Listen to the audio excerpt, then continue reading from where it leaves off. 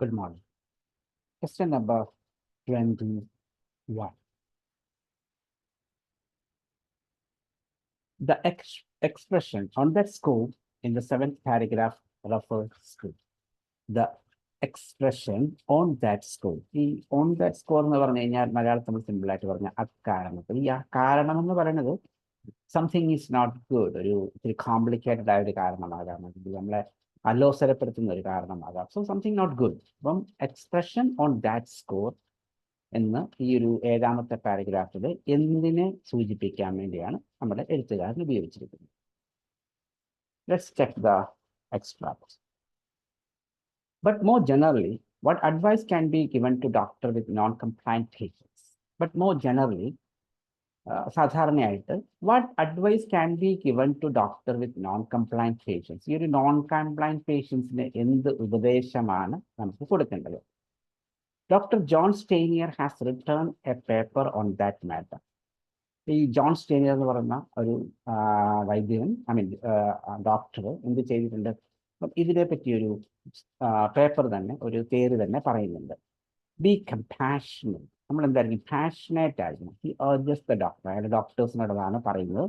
Understand what a complicated balancing act it is for patients. അതായത് നമ്മൾ മനസ്സിലാക്കിയെടുക്കണം എന്താണ് what a complicated balancing act it is for patients. ഈ പേഷ്യൻസിനെ സംബന്ധിച്ചിടത്തോളം ഇതെങ്ങനെയാണ്, അല്ലെങ്കിൽ എന്താണ് അവർക്കൊരു ബുദ്ധിമുട്ടുള്ള ഘടകം, ഈ ഒരു ഇങ്ങനെ ബാലൻസ് ചെയ്യിക്കണം. അയാൾ അവരുടെ ജീവിത സാഹചര്യങ്ങളും മരുന്ന് കഴിക്കുക എന്ന് പറയുന്ന ആ ഒരു അവസ്ഥയും രണ്ടും കൂടെ ഒന്ന് ബാലൻസ് ചെയ്ത് കൊണ്ടുപോകാനായിട്ട് തടസ്സമാകുന്ന ഘടകം എന്താണ് നമ്മൾ എന്ത് ചെയ്യണം? We have to identify. നമ്മൾ കണ്ടുപിടിക്കാനായിട്ട് ശ്രമിക്കണം. He surely right on that score. ആ കാര്യത്തിൽ അയാൾ കറക്റ്റ് ആയിരുന്നു, അല്ലെ? ഉറപ്പായിട്ടും ശരിയായിരുന്നു. Doctors and patients need to work together to figure out what is reasonable and realistic, prioritizing which measures are most important. Doctors and patients needs to work together. ഈ ഡോക്ടേഴ്സും patients എന്ത് ചെയ്യണം? അവർ ഒന്നിച്ച് പ്രവർത്തിക്കണം. എന്തിന്? ടു ഫിഗർ ഔട്ട്, കണ്ടുപിടിക്കാനായിട്ട്. What is the reasonable and realistic, prioritizing which measures are most important. അതായത് ഇതിന് ഏറ്റവും നല്ല മുൻകരുതലുകൾ, പരിഹാരമാർഗ്ഗങ്ങൾ, അതായത് റീസണബിൾ ആയിട്ടുള്ള, റിയലിസ്റ്റിക് ആയിട്ടുള്ള, പ്രയോറിറ്റൈസിങ് ആയിട്ടുള്ള, അതായത് കാര്യകാരണ സഹിതമായിട്ടുള്ള, യാഥാർത്ഥ്യമായിട്ടുള്ള, ക്രമമുള്ള ഒരു മെഷർ, മുൻകരുതൽ, പരിഹാരമാർഗം ഇതിനായിട്ടുള്ളത് എന്താണ് എന്ന് കണ്ടുപിടിക്കാനായിട്ട് doctors and patients needs to work together. For one patient, ഒരു പേഷ്യൻറ്റിനെ സംബന്ധിച്ചിടത്തോളം taking the diabetic pills might be more crucial than trying to quit smoking. അപ്പം ഒരാൾക്ക് ഡയബറ്റിക് പിൽസ് കഴിക്കുക എന്ന് പറയുന്നതായിരിക്കും ഈ സ്മോക്കിംഗ് കിറ്റ് ചെയ്യുന്നതിനേക്കാൾ ബുദ്ധിമുട്ടുള്ള കാര്യം. ഫോർ അനദർ, മറ്റൊരാളെടുത്ത് കഴിഞ്ഞാൽ treating depression is more critical than treating cholesterol. അപ്പം വേറൊരു പേഷ്യൻ്റ് ചിലപ്പം ഡിപ്രഷനെ ട്രീറ്റ് ചെയ്യുന്നത് ഭയങ്കര ബുദ്ധിമുട്ടായിരിക്കും കൊളസ്ട്രോളിനേക്കാളും. Improving compliance is a team sport. അപ്പോൾ ഈ കംപ്ലയൻസ് ഇംപ്രൂവ് ചെയ്യിക്കുക എന്ന് പറയുന്നത് എന്താണ്? ഒരു ടീം സ്പോർട്ടാണ്. ഒറ്റയ്ക്ക് ചെയ്യാൻ ഒരു രോഗി വിചാരിച്ചാലോ ഒരു ഡോക്ടർ മാത്രം വിചാരിച്ചാലോ നടക്കത്തില്ല.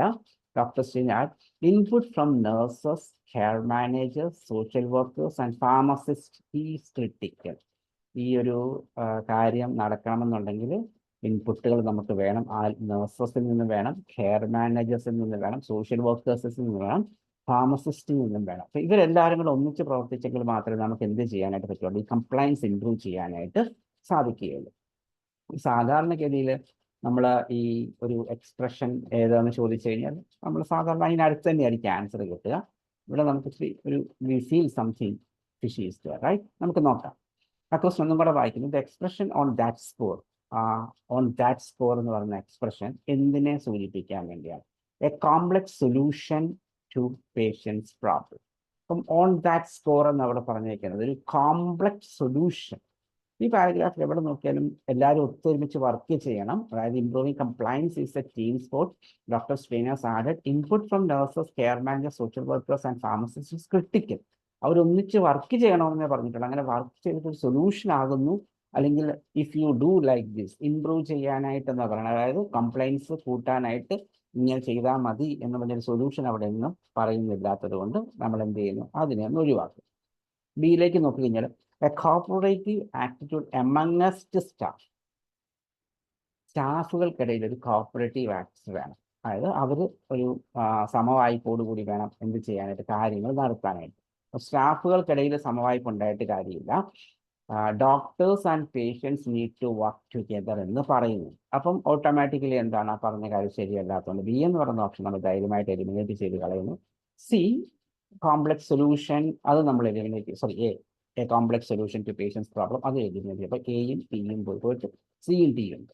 സി പറയുന്നത് a realistic assessment of why something happens. അപ്പം സി പറയുന്നത് എ റിയലിസ്റ്റിക് അസസ്മെന്റ്, ഒരു റിയലിസ്റ്റിക് ആയിട്ടുള്ള അസസ്മെന്റ്, അവലോകനം, എന്തിന്, വൈ സംതിങ് ഹാപ്പൻസ്, ഒന്ന് സംഭവിക്കാനുള്ള കാരണം എന്ത് എന്ന് നമ്മളൊന്ന് അവലോകനം ചെയ്യുക. ഇവിടെ സംഭവിക്കുന്ന പ്രശ്നം എന്താണെന്ന് വെച്ച് കഴിഞ്ഞാൽ നോൺ കംപ്ലയൻസ് ആണ്. ഈ നോൺ കംപ്ലയൻസ് എന്തുകൊണ്ട് സംഭവിക്കുന്നു എന്ന് അവർ പഠിക്കാൻ ശ്രമിക്കുന്നുണ്ട്. അപ്പോൾ ആ കാര്യം ഇവിടെ പറഞ്ഞിട്ടുണ്ട് അല്ലേ.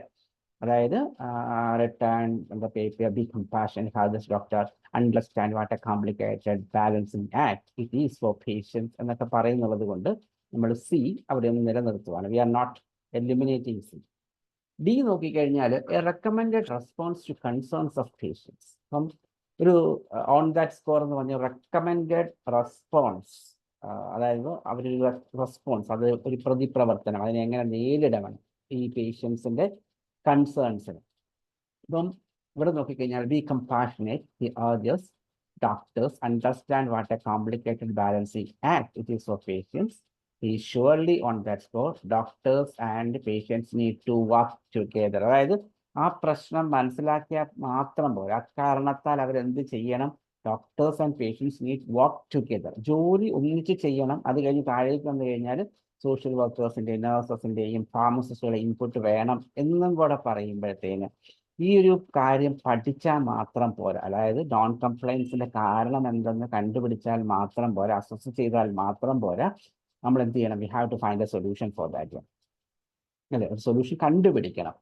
ഓക്കെ, അപ്പൊ അങ്ങനെ ഒരു കേസ് വരുമ്പോഴത്തേന് realistic assessment on why something happens, ഒരു അസസ്മെന്റ്, അവലോകനം, എന്തുകൊണ്ട് സംഭവിക്കുന്നു എന്നതിനേക്കാളും recommended response to concerns of patients, പേഷ്യൻസിന്റെ കൺസേൺസിനോട് നമുക്ക് ഒരു റെക്കമെൻഡഡ് റെസ്പോൺസ്, ഒരു അതിനൊരു പരിഹാരം അല്ലെങ്കിൽ അതിനൊരു പ്രതിവിധി, അങ്ങനെ വരുമ്പോൾ നമ്മൾ സി ഇവിടെ എലിമിനേറ്റ് ചെയ്യുന്നു. നമ്മുടെ ആൻസർ ഏതാണ്? Option D, a recommended response to the concerns of patient. Clear? Hope it's clear for you. If you have any concerns, any doubts, please contact us. Thank you.